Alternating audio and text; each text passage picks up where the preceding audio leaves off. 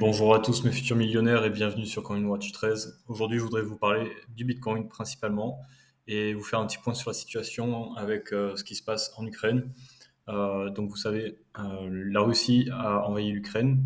C'est pour ça qu'on a vu une chute sur tous les marchés, que ce soit traditionnel ou de la cryptocurrency. Mais nous sommes vite remontés. Pourquoi? Puisque la grosse crainte que l'on avait ici, c'était une intervention des États-Unis ou de l'OTAN. Il faut savoir que l'Ukraine ne fait pas partie d'un pays de l'OTAN. Donc le problème qu'il y a entre la Russie et l'Ukraine reste entre la Russie et l'Ukraine. Une fois que le marché a eu une réassurance au niveau du speech de Biden et du comité européen, le marché est remonté et nous avons regagné ce qu'on avait perdu dans la nuit au niveau des futures markets. Donc on va se concentrer sur Bitcoin. On voit qu'on avait perdu le support sur cette trendline que l'on a depuis novembre l'année dernière et qu'on avait cassé en début février. Nous avons cassé vers le haut et nous essayons de trouver du support. Maintenant que nous sommes au-dessus, ce que je verrai, c'est un retest de cette trendline et pourquoi pas former une invest head and shoulder ici. Donc faire un retest à ce niveau-là de la résistance. Donc on verrait si on trace nos Fibonacci. Je pense que ce sera un retest à 0,5. Oh non, Golden Ratio. Donc ça, le 0,618, c'est le Golden Ratio et c'est un support qui est très important. Donc il y aurait une très forte probabilité. En plus, on voit qu'on vient à peine de rentrer dans la région au-dessus du niveau 50 du RSI et que sur le stochastique RSI, on commence à être un peu overbought. Donc un retest de cette trendline correspondant au 0,618 serait vraiment très fort probable. Ok, donc ça c'est qu'une hypothèse, hein. Mais admettons qu'on a un retracement au 618, ça veut dire que notre local high serait ici. Donc la prochaine impulsive wave vers le haut serait pour 42 000 $. Okay, on vise le 1,618.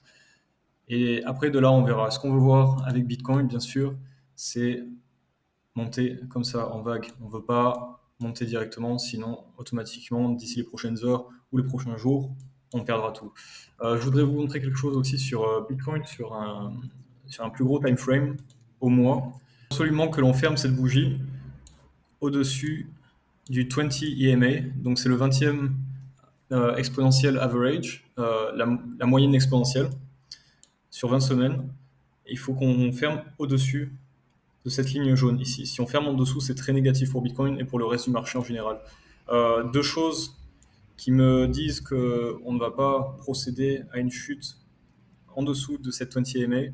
Nous avons le RSI, le stochastic RSI qui est déjà en oversold et nous commençons à avoir du support sur le niveau 50 au RSI.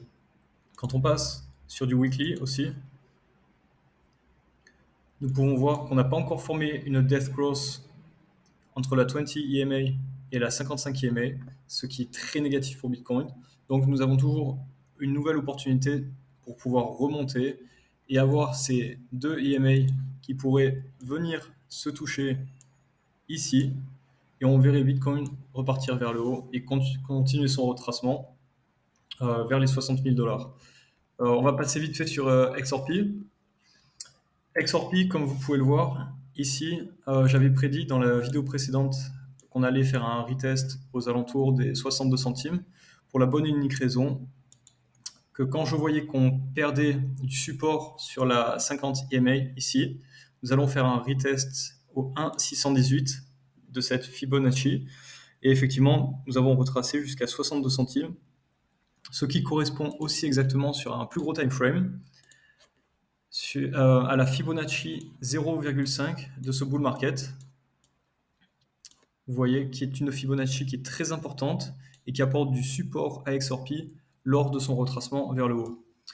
Je vais vous montrer mes targets aussi pour XRP sur du long terme.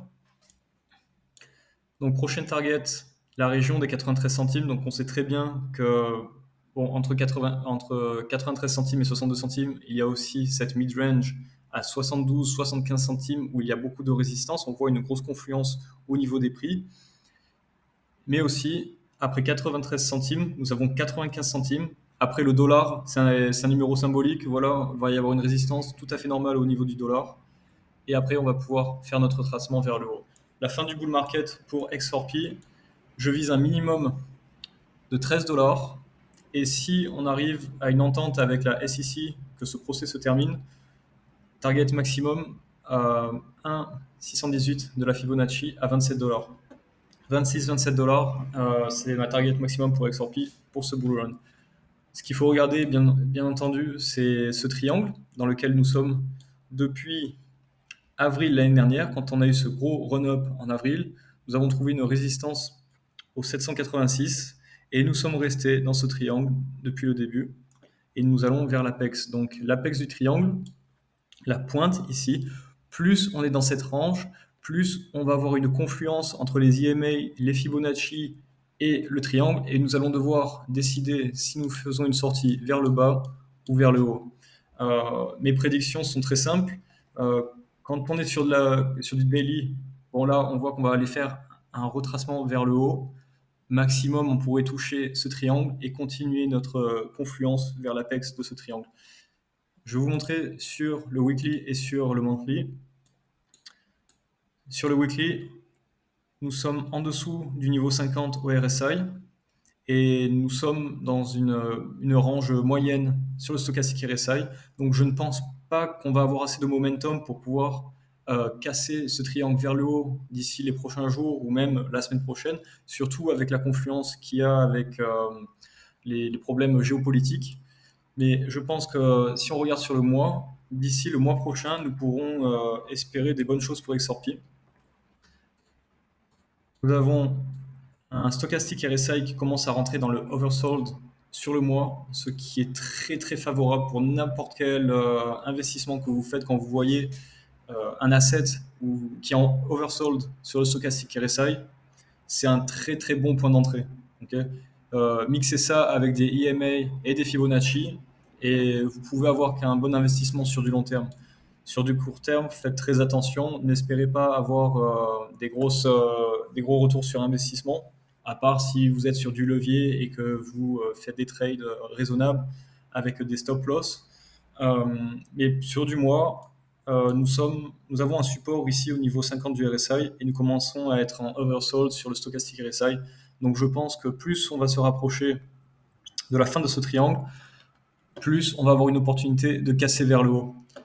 L'élément déclencheur pour ça serait la fin de cette case avec la SEC et un outcome positif pour XRP, qui je pense va être dans tous les cas positif, puisqu'en fait cette case avec la SEC n'est là juste que pour apporter de la clarification entre Ripple et XRP. Ripple qui est une compagnie et XRP qui est une cryptocurrency.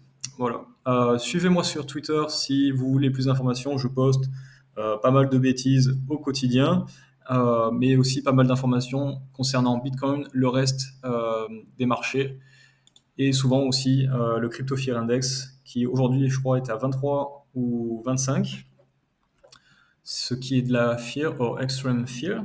Voilà, 27 aujourd'hui. Donc, on n'est pas en extreme fear, on est juste en fear. Les marchés sont remontés, on a regagné du momentum avec la clarification entre l'Ukraine et la Russie. Bon voilà, maintenant ce qu'il faut attendre, c'est si l'Europe va commencer à rentrer, à se mêler dans les histoires ukrainiennes et russes, ou si on va rester sur le côté et on va voir Bitcoin faire son retracement vers le haut et propulser les altcoins, avec lui. Voilà, c'est tout ce que j'avais à dire pour aujourd'hui. Passez une excellente journée et je vous dis à la prochaine vidéo. Bye.